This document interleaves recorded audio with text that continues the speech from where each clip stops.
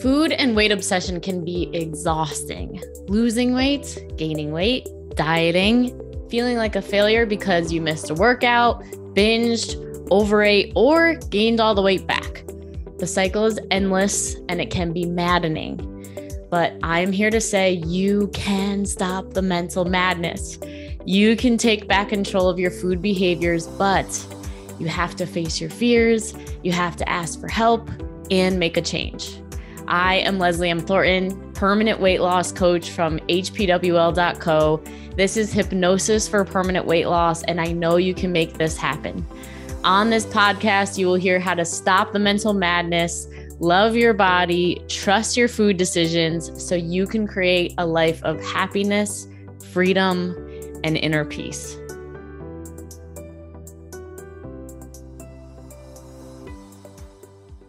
Buenos dias, amigos y amigas. How's it going? Leslie M. Thornton, Hypnosis for Permanent Weight Loss. Today's the day. Brand new thought, hot off the presses. Ready?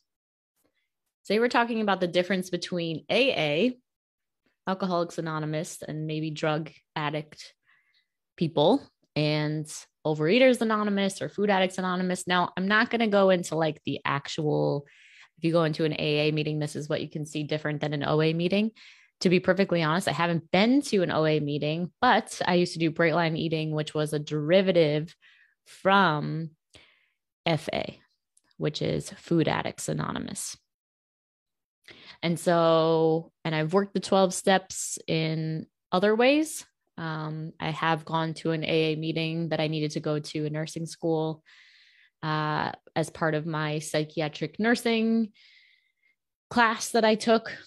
So, and obviously coaching containers sometimes can also mirror some of the structures, even like having the faith and the surrender, as well as the making amends and these types of things that AA has. Okay, but we're not going to talk about those kinds of differences. I want to talk about some mindset differences that I see in the two. So number one, with Alcoholics Anonymous, just was talking to my mentor about this today. There is a certain level of, number one, they are like one drink could end up spiraling them all the way out that they end up dying.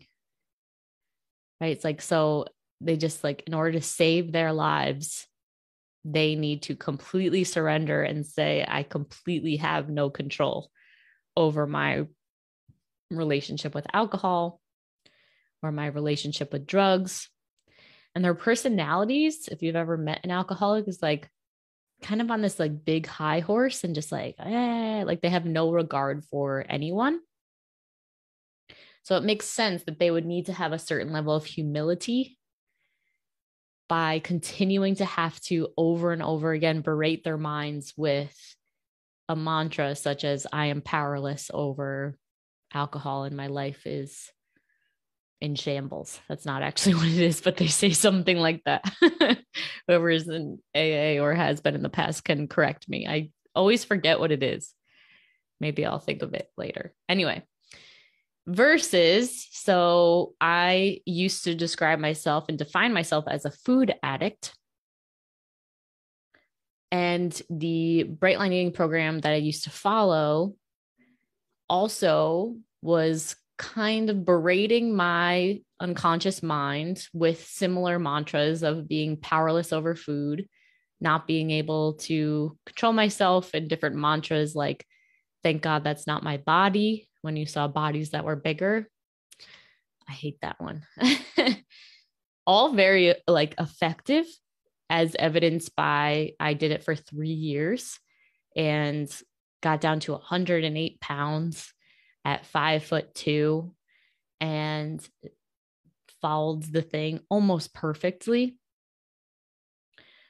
But the difference is that with people who are quote unquote food addicts, and my experience of this was the wounding is different, where we don't tend to have disregard for other people.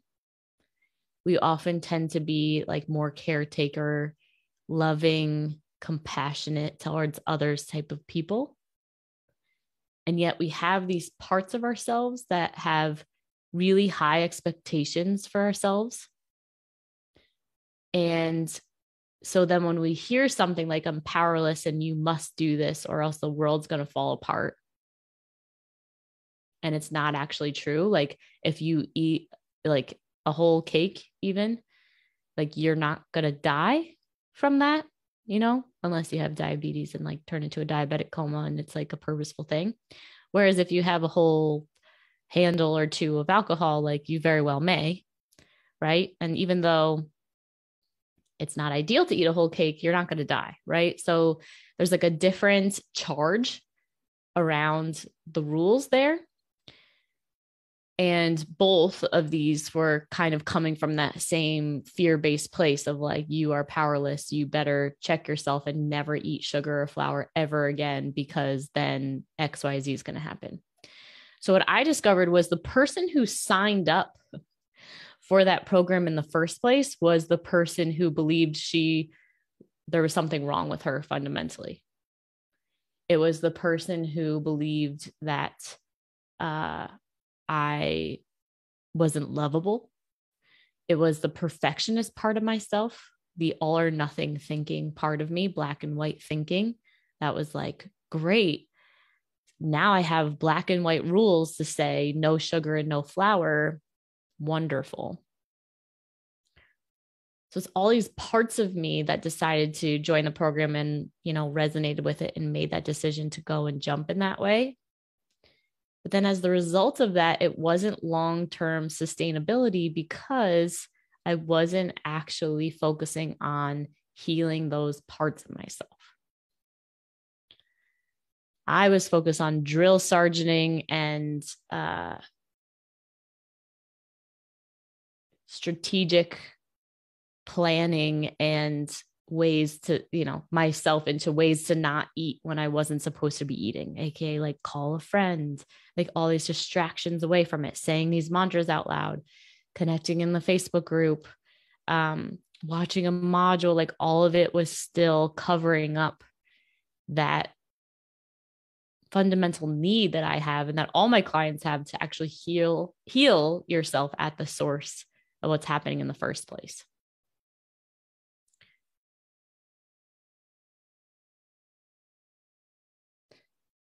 I was told by my mentor today that there was some kind of OA group or something where instead of calling themselves food addicts, they would say they had already recovered or something like that. And so they took the emphasis off the food, which is what we do at Hypnosis for Permanent Weight Loss. We're like, yes, the food, and we'll talk about it. But it's like, let's put this over here and let's focus on healing these parts of yourself. Right? Let's look at your perfectionist part. Let's look at the part of you that feels and believes that you're unworthy or undeserving of having everything you want in your life. Let's look at your emotionality and your safety and feeling emotions. Let's look at your isolator part that hides away every time you make a mistake or feel scared or fearful about something in your life. Let's look at that stuff and notice that as we look at that stuff, that it is actually creating space between you and the food. That latchy emotional attachment, need to have it now piece dissipates. Right? And so you could have a goal of losing 20, 30, 40, 50, 100 pounds. And even the gastric bypass surgeon that I interviewed in the past, if you haven't heard that episode with her, you can go back and check it out, was talking about that in order for someone to actually sustainably lose weight, they needed to also work on boundary setting, family issues, codependency, communication, and then healing these parts of themselves, emotional mastery. When I was telling that gastric bypass surgeon about the elements of our program, she was like, that's it. Like, that's what's necessary. That's what these people really need. Otherwise, they find loopholes to eat again. Because we can't take food out of our lives. You can take alcohol out, but you can't take food out. It's a different bear. Sometimes when people come to me and they say like, oh, I've done hypnosis in the past, they either had a good experience or maybe it was good and then eventually wore off, or they had, a bad experience, or they didn't really see any huge results as a result of doing the hypnosis, I totally validate that. I'm like, yes, 100%, because you also need to learn how to set boundaries. You need to have one-on-one mentorship. You need to have community to realize that you're not alone. You need to take action in a different direction in order to create new neural pathways in your mind that changes the results you're getting forever. You also need to know how to learn and trust your body and your food decisions again. Like hypnosis and the quieting of the mind and getting into the subconscious, while it's extremely powerful and a necessary part of the process, it ain't it.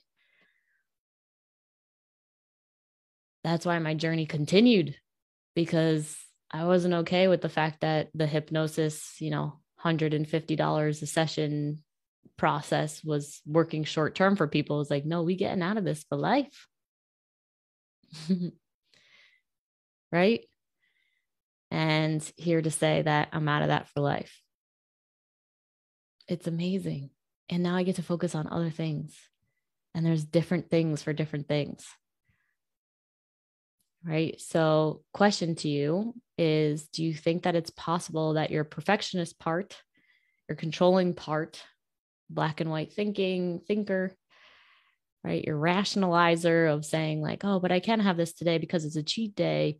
And yesterday I did so good. So, and your judger part, that's like judging you for any decision that you're making or not making, doing or not doing, is really the issue.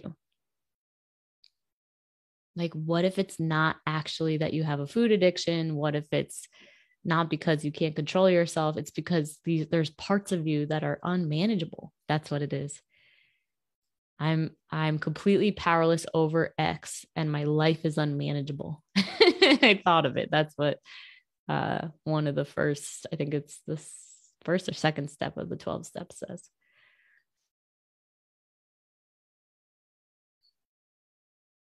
What if it's possible that that's what nobody's sharing with you? And so you're doing these diets and you're so committed to losing the weight because your part is scared.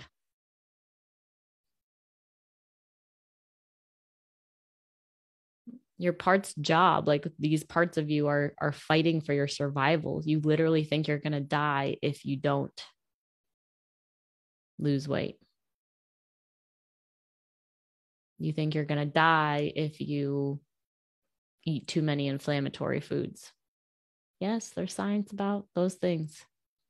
And the part ain't helping, because that part, without, you can make an empowered choice once the part is alleviated and feels safe to not have certain foods. But if you're making that decision from the part that's like, you're going to die if you have a carb, guess what? You're going to be eating more carbs sooner rather than later when you get emotional one day and you just lose it and you end up at the gas station eating all sorts of things. Invitation to you right now to actually heal the parts that have made it so that you've been on this diet train your entire life today. Invitation to actually look at yourself and say, you know what? Maybe there actually isn't anything wrong with me.